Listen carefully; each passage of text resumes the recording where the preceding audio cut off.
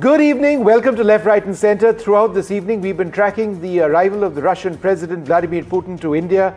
It is a very important visit by a very important leader, one of the most important countries as far as India and our foreign policy is concerned. Prime Minister Narendra Modi was at the airport to receive the Russian President.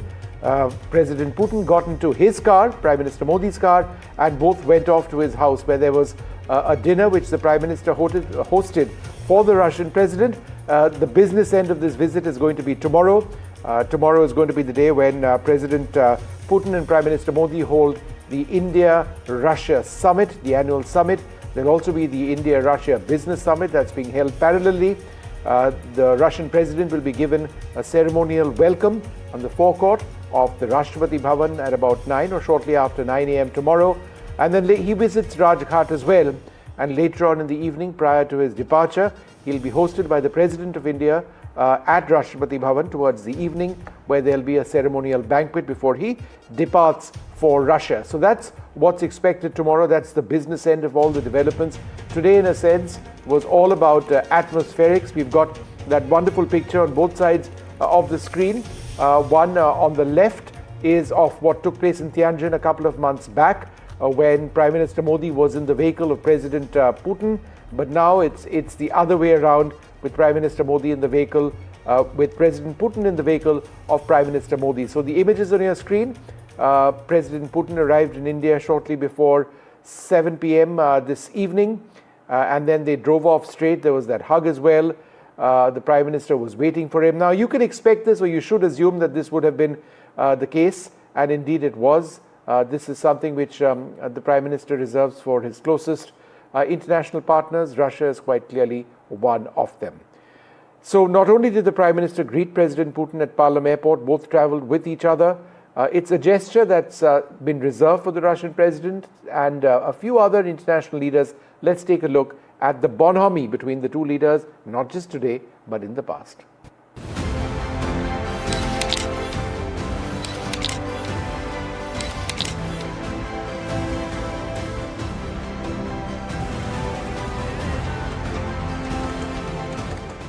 Protocols are formal, friendship is personal.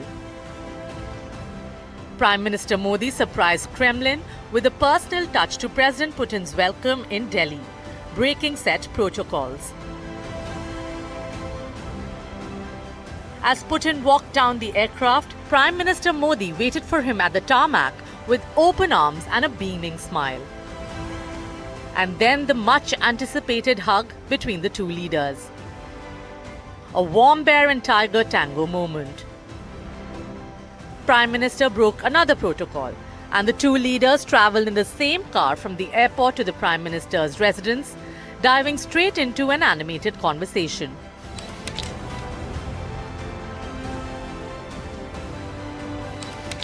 Then came the money shot, a selfie from inside the car. The two powerhouse leaders beaming and smiling. But travelling in the same car and taking pictures has become sort of a habit for the two friends. Tianjin, just a few months ago, saw the very same moment, Putin giving Modi a ride in his famous Aurus Senat. If Prime Minister broke protocols in Delhi, Putin had waited for 10 minutes for Prime Minister Modi to join him on his ride during the SCO summit. A picture-perfect friendship indeed. NDTV Bureau Report.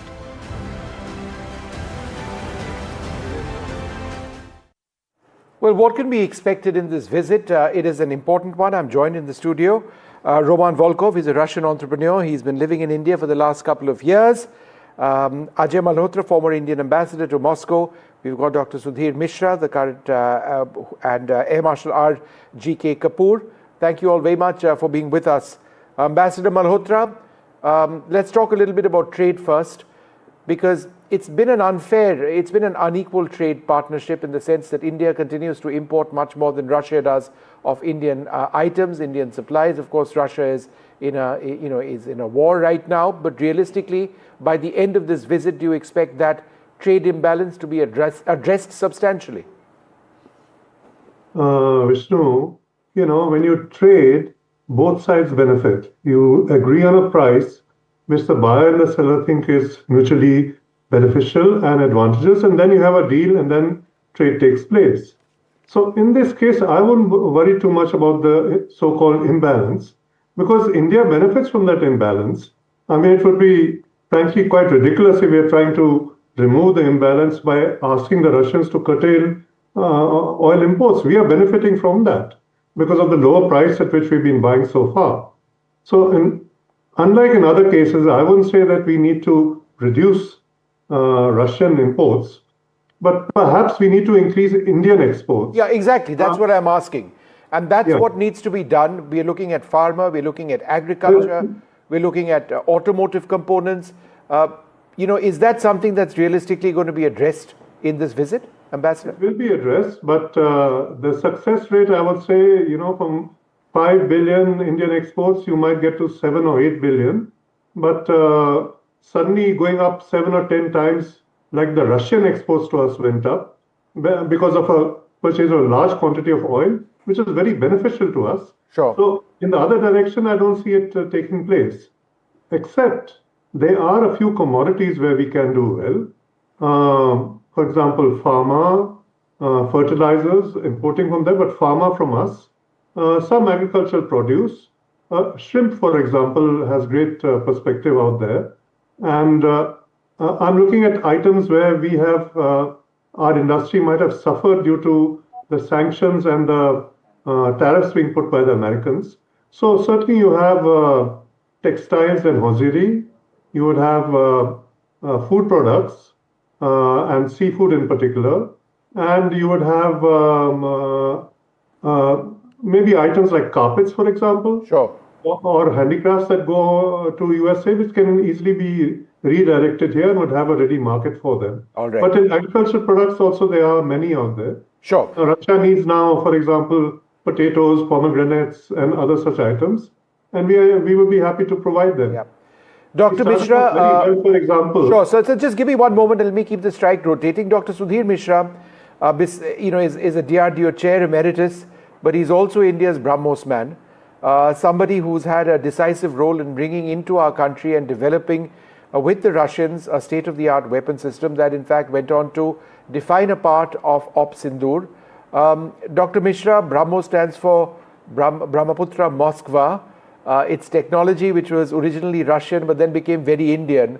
How did that partnership work in the context of two friendly allies working together on state-of-the-art technology? Good evening, Vishnu. Before I answer your question, I would like to highlight that we are witness to a second most watched, photo op. The first was between Trump and Putin. Putin was common. This is the second one. Now, to answer the question, we did not do any technology transfer in the case of BrahMos. We did the joint development. I can call it as a first FDI in the defense. It was approximately $150 million US, way back, about 27 years back in 1998. Right. The second thing is we divided the work proportion to the investment. So 50% of the missile has been developed in India by DRDO and is given to BrahMos. So it's a real joint venture, not technology transfer. What makes it different is that we are very ably supported in the development of BrahMos subsystem by DRDO. So we created a separate project, which was working dedicatedly only for the BrahMos program. And the best of the manpower came from DRDO to BrahMos, and they really added to the technical JV apart from the financial JV. But Dr. Mishra, what was the Russian technology which came along with the missile, which obviously was at the core of the missile itself? For example, the Seeker was initially Russian, now it's Indian. So how did you progress from Russian to Indian tech? You see, it's a very long story. Dr. Kalam witnessed one engine being developed in erstwhile Soviet Union. And any vehicle which fly in the air, it is made and designed based on the power available. So both the sides, Dr. Kalam and his counterpart, Dr. Yefremov, he decided that we would design the world fastest, most advanced cruise missile around this engine. So the engine and the seeker means the electronic subsystem which identifies the target. It came from Russia. Yep. And rest of the subsystems like guidance, navigation, the aerostructure, all the softwares, onboard computers, navigation systems, and all the certification processes, they were developed in India. The structure is Godrej. The structure was built by Godrej, yes, or is built by Godrej, right? There are many companies like Godrej, L&T, Vem Technologies, Anant Technologies, and there are about 200 companies which are involved in the manufacturing of the subsystems of BrahMos Aerospace. It's possibly the best and most successful sort of joint development of a weapon system. I'll come back to you in a moment. I just wanted to go across to Roman, who's been waiting very patiently. What are your expectations of this visit? Yeah, I think this visit is very logical in current circumstances, but business was working 24/7 since past 20 years between Russia and India. Yes, right now we see improvement because, for example, I came from Moscow shifted from Moscow to Delhi to build e-commerce platform in iron and steel. Before that, we were doing this in Russian market. We were the largest one in the trading steel in the e-commerce space. But we shifted to India because we saw huge potential not only in export-import between Russia and India, but also in Indian market itself. Yeah. And this is very amazing, like to see how Indian economy is growing. But Roman, tell me one thing. At the heart of the relationship is the people-to-people relationship. We are all talking about defense and we are talking about trade and oil and sanctions. But being a Russian in India, does it feel like being at home? Maybe not the air pollution, but otherwise. Yeah, so exactly. I mean, this is one thing which I'm really grateful to India, because here you feel really at home. So people treat you very well. So I think from the first day, and I met thousands of entrepreneurs in India, and I haven't met any kind of wrong kind of relationship. So sure. In terms of relationship, it was very, very like maintaining, very warming. Yeah. So this is amazing. Air Marshal Kapoor, one of the most important weapon systems for India during Op Sindoor was the S-400. That's been a Russian import directly. And even though we don't expect a defense deal, for more Russian S-400 systems now, it certainly seems to be something on the cards. Now, this is important for India because our decision to stick to the S-400, despite American pressure, has 110% worked, right? Yes, I think S-400 was the game changer. It got its longest surface-to-air kill ever in the world at about 310 kilometers plus. And so there is no doubt that S-400 is a game changer. It's the best air defense system in the world today, just short of what I would say is S-500. But with the current operational philosophy that we have, which is developing of long-range weapons and long-range strike, I think it is important that India gets more of such weapon systems, at least S-400s. And in fact, two are yet to come. Yeah, exactly. And so those two should be expedited. I think that would be very high on agenda. In addition to probably, I would say to have some more tech transfer for development of Kusha that we are doing, DRDO. I think this is a great opportunity for two nations to look at some deliverables in co-development and co-production, where India gains in terms of technology transfer in terms of building up its own technology base to leapfrog into a world standard that awaits us. All right, gentlemen, thanks very much for being with us. Ambassador Malhotra, I'll request you to hang on for just a few moments because I wanted to get your views on what we play out next. In 2002, I had the opportunity of interviewing President Putin in the Kremlin. It took place at 2 in the morning. It was a 45-minute interview. And it just strikes me that some of the key themes that we are talking about 23 odd years later, whether it's state-sponsored terrorism from Pakistan, whether it's the proliferation illegally of nuclear technology, of the need for Security Council reform, these are themes. And of course, of Russia's export of its weaponry to China. That's been a factor for us. That remains relevant all these decades later. In a sense, these were important new themes back then. Let's play out that interview and then get a quick couple of reactions. Welcome now to a very special episode of Talking Heads. Joining us for this is the President of Russia, Mr. Vladimir Putin. Mr. Putin, thank you so much for joining us for this very special episode of Talking Heads. We were speaking about a unipolar world and a multipolar world. Do you believe that America's actions against Iraq, at least its stated policy against Iraq, represents a unipolar, hegemonic interest, which is very different from what Russia believes to be the correct course of action? Мы согласны с нашими американскими партнерами. We share the position of our U.S. partners in the sense that we must make sure that Iraq is not developing weapons of mass destruction and has no such weapons in its possession.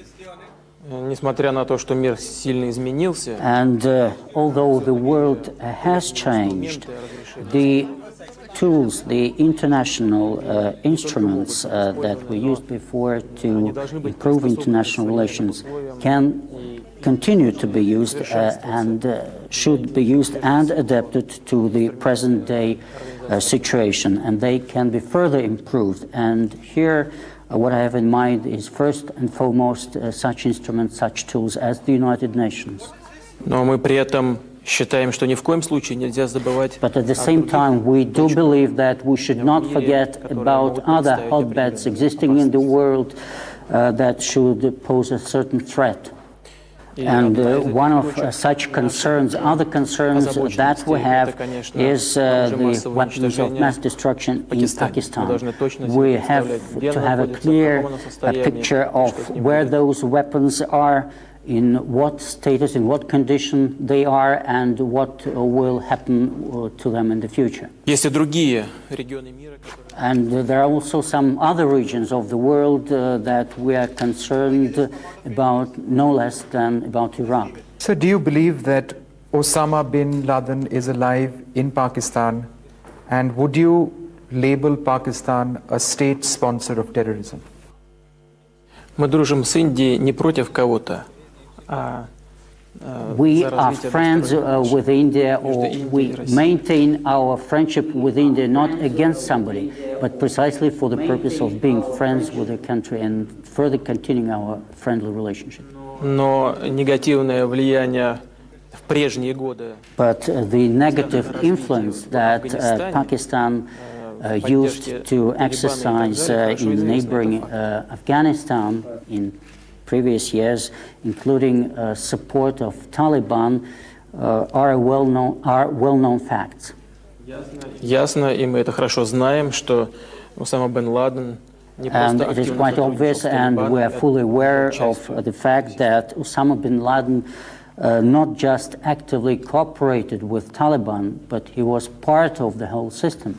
President Putin, in the past, you have spoken of a strategic relationship between India, China, and Russia. What really do you mean by this strategic relationship? Китай наш сосед, Индия. China is our neighbor, and India is one of our major international partners and a country relations with which are of utmost importance to us. And we think that we should try to develop our bilateral relations with each of these countries, because Each relationship is of paramount importance for the Russian Federation. Наша позиция заключается в том, что And our position is as follows. We are convinced in the need for positive development of relations between Russia and India, Russia and China and India. And I think that all the parties concerned are interested in that development, all the parties within this triangle. вместе с тем я не думаю, что мы должны забегать вперед. At the same time, I think that we shouldn't get ahead of time or move ahead without proper preparation. We should move ahead step by step in a staged way, trying to develop harmonious relations, preparing all the necessary conditions. But of course, our aspiration, overall aspiration, should be to develop our relations in as positive a way as possible. Why then, sir, if each relationship is of paramount importance to Russia, does Russia provide China with weaponry similar to what it provides India, for example, Sukhoi 30 fighters, Kilo-class submarines, advanced destroyers, when Russia is aware that India and China have a long-running border dispute? Россия активный участник рынка вооружений. Russia is an active player in international weapons market, and we are among the leaders in the world in that area, but we are not the first. We are not in the first position in arms sales. There are some countries that sell much more weapons to great amounts than Russia. Это, собственно говоря, рынок высоких технологий. Здесь This is достаточно жесткая a market of high technology goods, and therefore it is a highly competitive market. У нас с Китаем тоже With China, we also share a very long border, Как вы знаете, были and we too have had our border disputes between China and the Soviet Union then. At the same time, we are gradually resolving those problems. Еще одно очень важное обстоятельство. And there is yet another very important point. Я сказал, что на рынках вооружений идет достаточно As I напряженная said, very tough competition is going on in international weapons markets. Вместе с тем, Россия не поставляет And at the same time, Russia is not transferring, is not delivering weapons to conflict areas. And this is our rule. И мы стараемся придерживаться этих правил. And we try to abide by these rules. А между Индией и Китаем, слава богу, There нет is никаких no конфликтов. conflict now between India and China, and I hope there will be no conflict in the future. И чем больше мы будем And работать the в more направлении we укрепления keep отношений в developing том треугольнике, relations которого вы within сами the сказали, triangle to Россия, which you Индия, have Китай, referred, тем the быстрее мы more добьемся этого successful позитивного will we be in achieving that positive result. Mr. Malhotra, it's interesting, a lot of the points that he mentioned over there, other than Osama bin Laden, who's not a factor personally, remain the same. India continues to face the threat of terrorism. Nuclear proliferation is an issue all over the world.